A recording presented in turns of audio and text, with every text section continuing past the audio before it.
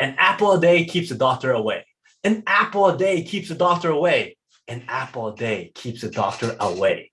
Hi, welcome to another episode of Unlocking the Mind Behind Make More Work Less. My name is Fong. I'm an entrepreneur, business strategist, real estate investor, speaker, and also a best-selling author. And every single day, I help others unlock the potentials and guide them to succeed.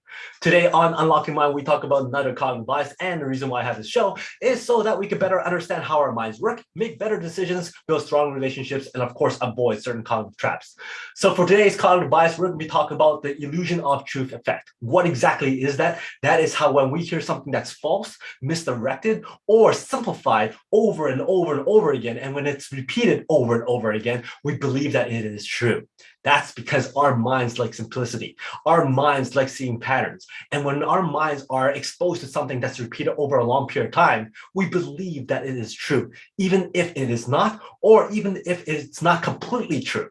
Just for instance, that first sentence I gave, an apple a day keeps the doctor away. Is that true? You might think, yeah, it is. We hear it all the time. Everybody says that. But in actuality, there's actually no relationship between having an apple and keeping the doctor away. But there's a lot of other things in between that. We need to think healthy. We need to have good sleep. We need to exercise. We need to eat healthy. We have to have a good diet. All that stuff. Plus, maybe an apple a day will keep a doctor away.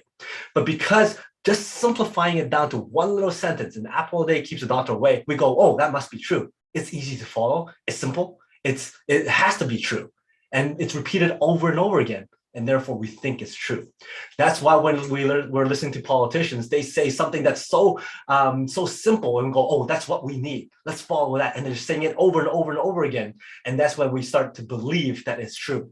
But because there's so many other steps in between that they're not telling us, they want to make sure that we're not confused or we're not going to be completely bombarded with too much information. They shrink all that stuff down into one little tagline, and they repeat it over and over again.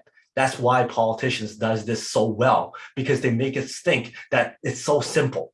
And they repeat it over and over again. And that's all we remember. And we believe it's true.